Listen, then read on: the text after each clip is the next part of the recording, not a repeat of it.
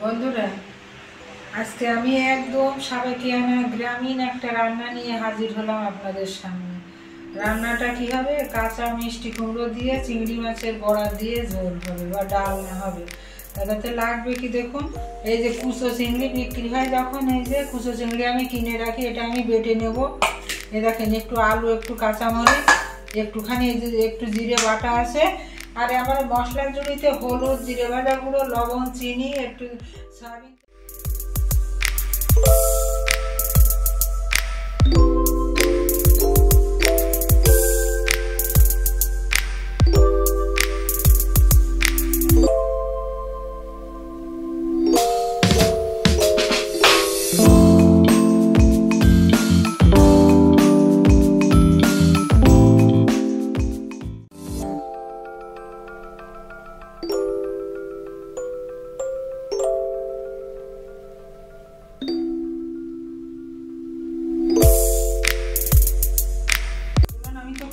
চিংড়ি মাছটা বেটে নিয়েছি, লবণটা কম দিবেন, কেননা জলেও তো আবার লবণ হবে।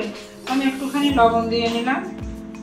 আমি হালকা একটুখানি শুকনো মরিচের গুঁড়ো দিয়ে দেবো হালকা করে, আর জিরে ভাজা গুঁড়ো দিয়ে দেবো। আমি আমার জিরে ভাজা গুঁড়ো করাই থাকে, একটু জিরে ভাজা গুঁড়ো দিয়ে দিলাম।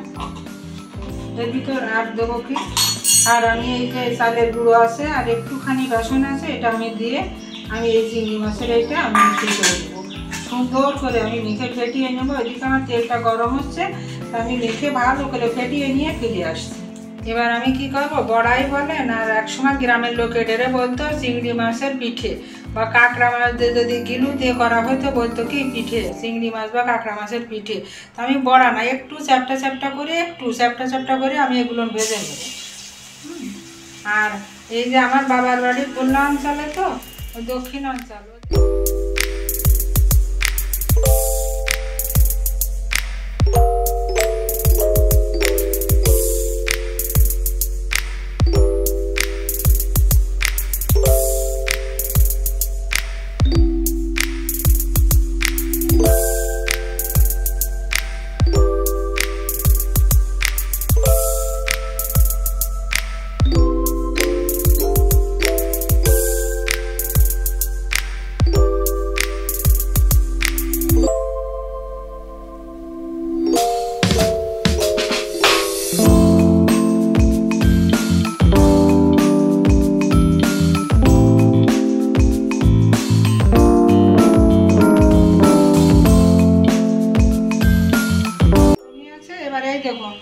একদিকে আমার জিরে, একদিকে আমার রাঁধুনি। আমি এটা কোনো পেঁয়াজের ব্যবহার করব না, আপনারা ইচ্ছা করলে করে নিতে পারেন। আমি জিরে আর রাঁধুনি এবার ফোড়ন দিলাম। জিরে রাঁধুনিটা ফোড়ন দিই। জিরে রাঁধুনি ফোড়ন, রাঁধুনি এমন একটা ফোড়ন, বন্ধুরা বলে দেওয়া তো জানেন না। রাঁধুনিতে আমি যে এই যে রান্নাটায় কিন্তু আদা ব্যবহার করছি না। রাঁধুনি এমন একটা কাজ করে যে আদার যে একটা আষ্টে গন্ধ মাছ তরকারি, সে গন্ধটাকে রাঁধুনি কিন্তু দূর করার চেষ্টা করে। এই কারণে গ্রামের মানুষ আগে কিন্তু রাঁধুনি খেতে প্রচুর, আর শরীরকে শীতল রাখে। আর জিরের গুণগুণ তো আপনারা জানেন, জিরে কিন্তু গ্যাস বের করে দেয়, শরীর থেকে গ্যাস বের করে দেয় জিরে। হ্যাঁ, প্রত্যেকটা মশলারই একটা গুণাগুণ আছে। জিরে ধনে যে দেয় খান না খান, আমরা তেজপাতা খাই, আমরা তেজপাতারও আমাদের অনেক গুণাগুণ আছে। তো তেজপাতার কথা মনে পড়ে গেল বন্ধুরা, তো একটা তেজপাতা আমি এই রান্নার উপর দিয়ে দিলাম, একটাই বেশি দেবো না, একটা তেজপাতা দিয়ে দিলাম।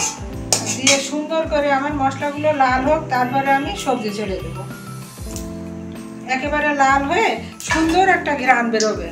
এবার আমি কি দেবো, কাঁচামরিচগুলো আমি দিয়ে দেবো। এই দেখুন, কাঁচামরিচগুলো দিয়ে দেবো। কাঁচামরিচগুলো আমি ছেড়ে দিলাম, জালটা কমিয়ে দিয়ে দিন, আমি ফুটে উঠবে। একটুখানি ফুটে নিই, বাজনা বাজিয়ে নিই, তারপরে আমি একে উঠাবো। হ্যাঁ, আমার কাঁচামরিচগুলো হয়ে গেল। এবার আমি কি করবো, এই কুমড়োগুলো ছেড়ে দেবো। এত সুন্দর একটা গ্রাম বেরোচ্ছে জিরে রাঁধুনি ফোড়নে, তারপরে কাঁচামরিচ তেলের উপরে, ভীষণ সুন্দর গ্রাম বেরোচ্ছে। এইভাবে আমি একটু লবণ দেবো, আর আমি হালকা একটু হলুদ দিয়ে আমি এই কুমড়োগুলো খানিকটা সময় ভেজে নিয়ে আসি। আলুগুলো তো একটু এখনকার আলু কেমন যেন সেদ্ধ হতে চায় না, তা আমি কুমড়োর সঙ্গে আলুগুলো দিয়ে দিলাম। আলুগুলো কুমড়োর সঙ্গে নাড়তে নাড়তে একটু সিদ্ধ হয়ে যাবে, আর বড়াগুলো আমি পরে দেবো। আলুগুলো দিয়ে আমি কুমড়োটা এরকমভাবে সুন্দর করে ভাজতে থাকি, সঙ্গেই থাকি। বন্ধুরা আমার সবজিগুলো অনেক সুন্দর করে ভাজা হয়ে গিয়েছে। হ্যাঁ, এবার আমি কি করবো, এটা আপনাদের বলেছিলাম আমি সামান্য একটু জিরে ধনে বাটা দেবো। এই জন্য হালকা একটু জিরে ধনে বাটা দেবো, যেরকম আমার বেশি সামান্য একেবারে কিছু না দিলেও তো আমার স্বাদ হয় না। একটুখানি জিরে ধনে বাটা ইচ্ছা করলে দিতেও পারেন, আবার ইচ্ছা না হলে না দিলেও কোনো ক্ষতি নাই, যেহেতু এর দুটো রাঁধুনি আছে, রাঁধুনিতে স্বাদ গন্ধ দুটোই বাড়িয়ে দেবে। আমি এই নেড়ে চেড়েই জল ঢেলে দেবো, একটু নাড়াচাড়া হোক। এবার আমি জল ঢেলে দেবো, অল্প করে আগে দিই।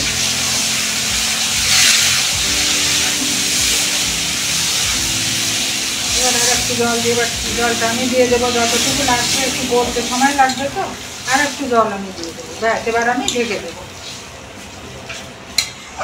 দেওয়া হয়ে গেছে, বড়া কড়াইটা একটু পরেই আমি দেবো। এবার আমার এটা ঢাকা থাকবে হয়ে যাবে। তখন এই খুন্তি বা কোনো একটা লাঠি দিয়ে এইভাবে কুমড়োটা ঘুটে দেওয়া লাগবে। এই দেখেন কুমড়োর গা কি সুন্দর গলে যাবে।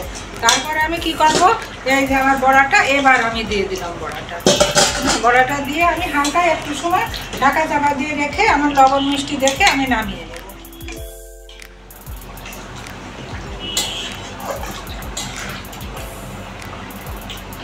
দেখুন বন্ধুরা, আমার রান্না কমপ্লিট। একটু ঝোল থাকবে, কেননা ওই যে বড়া দিয়েছি না, বড়াতে ঝোল টেনে নেবে। একটু জিরে ভাজা গুঁড়ো, এই 1/2 চামচ মতন জিরে ভাজা গুঁড়ো একটু ছড়িয়ে দিলাম। এটা কি হবে, আমার স্বাদটা একটু বাড়বে। তাহলে আমার রান্না দেখুন লবণ মিষ্টি যে যার মতন খাবে। আমার ফেসবুকটা যারা ফলো করেনি, আমার ফেসবুকটা ফলো করবে। আর আমার ফলোয়ার বন্ধুরা আপনারা লাইক কমেন্ট শেয়ার দিয়ে আমার পাশে থাকবেন। আমার ইউটিউবে একটি চ্যানেল আছে, আপনারা সাবস্ক্রাইব করবেন। এইভাবে ভালোবেসে আমার পাশে ছিলেন, আপনি থাকবেন, এটাই আপনাদের কাছে আশা করি। বন্ধু হয়ে বন্ধুর হাতটা ধরে এগিয়ে নিয়ে যাওয়ার চেষ্টা করবেন। আপনাদের সহযোগিতা ছাড়া আমার এগোনো সম্ভব না। এবার আমি নামিয়ে নেবো তরকারিটা, গ্যাসটা অফ করে দিই। আর পাচ্ছিল আমি এবার ঢেলে নেবো।